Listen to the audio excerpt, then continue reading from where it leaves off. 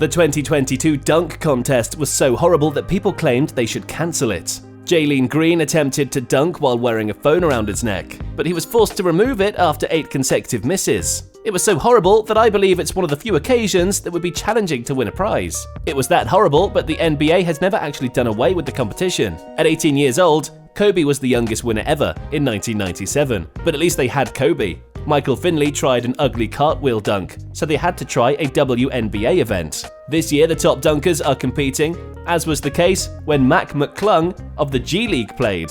The most well-known image of Michael Jordan came from a dunk competition in which Spud Webb, a 5'7" youngster, defeated the best dunker alive to win. In 2000, Vince Carter brought back the dunk competition, but Aaron Gordon was wrongfully disqualified for the greatest dunk ever. We all want to witness the biggest NBA stars, but one solution is to have professional dunkers compete like this one, who left Gary Payton stunned. What would it take for John Morant to show up? Why don't stars compete? What would it take to change that? History of dunking. Beginning in 1967, dunking was illegal. Lou Alcindor, aka Kareem Abdul-Jabbar, was so skilled that the NCAA banned the dunk for 10 years, which forced Kareem to invent the skyhook, which he used to score the most points ever. However, until the ABA held the first dunk competition in 1976, dunking was just a cheap circus trick. In the inaugural NBA game in 1984, Larry Nance slammed down a fantastic 2-ball slam. However, at the time, only the finest dunkers participated. In the finals of the 1986 season, everyone expected Michael Jordan and Dominique Wilkins to square off,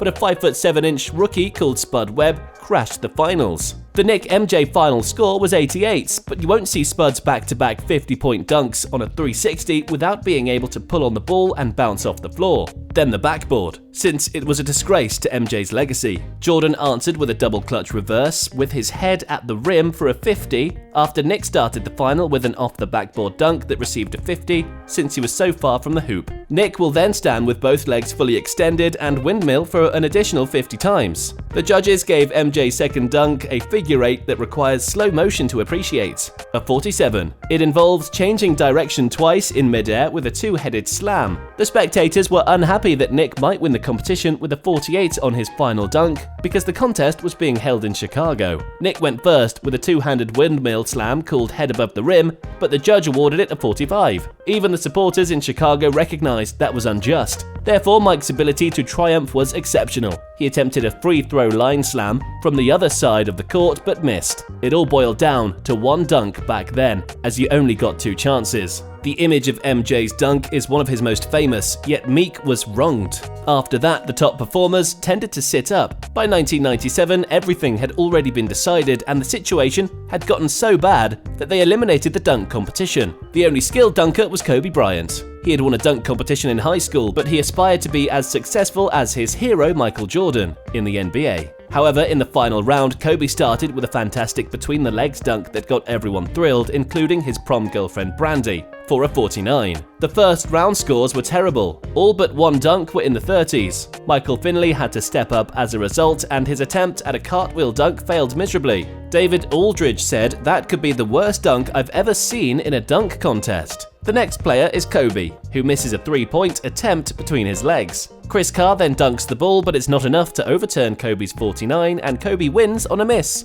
Replacement of dunk contest. The WNBA and NBA players would rebound for one other and attempt to hit jumpers around the court with varied points values as a replacement for the dunk contest in the NBA. However, in 1999, Commissioner David Stern made the startling revelation that the dunk contest was returning. Vince Carter, the top in-game dunker, led a young bunch of athletes who had grown up watching the sport. The stars rose to watch what VC would accomplish on his first trip, since it would be like having John Moran compete in the dunk contest right now. If he loses, the event might never happen again. Footage. One of the best dunks ever still to this day, with flawless technique and fashion. After Vince single-handedly rejuvenated the dunk contest, we saw stars get imaginative, such as Amari Stoudemire's legendary slam after Steve Nash headed it like a soccer ball. Vince also performed the iconic arm in the rim dunk. Blake Griffin jumping over Ikea or Dwight Howard's Superman throwdown dunk were highlights of the competition, but Aaron Gordon's robbery caused more uproar. With his spectacular Space Jam dunk,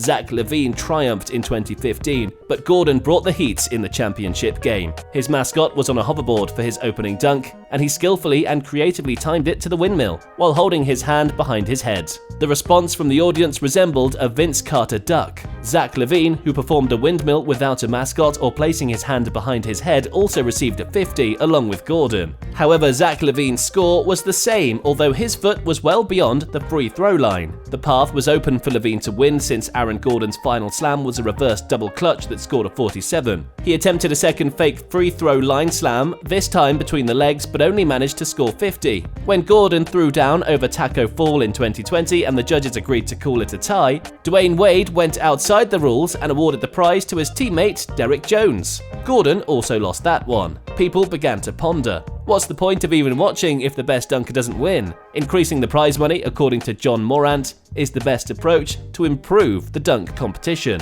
He said $1 million.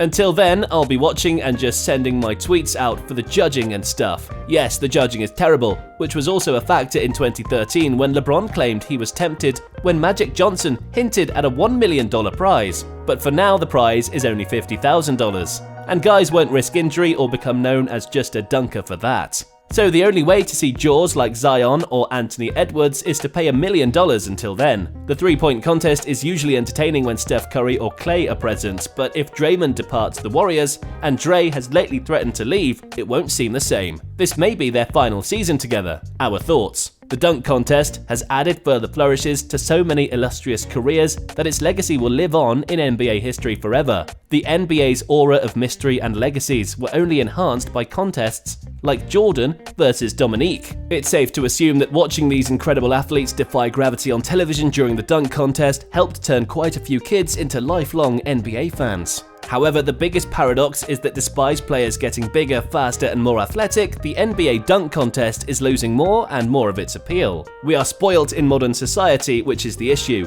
Though it's getting harder, we still want to see extraordinary and novel things. The dunk contest has produced some of the outstanding dunkers over the years. Every night on SportsCenter, we witness outstanding dunks fit for a billboard. We can upload hours worth of videos to YouTube showing excellent dunkers performing exceptional dunking. There is a physical limit to what the human body is capable of, and many sports fans have straddled that line. Thanks for watching. If you don't want to miss our upcoming videos, then subscribe to our YouTube channel and click on the bell icon. Thank you for watching. Until then, stay safe.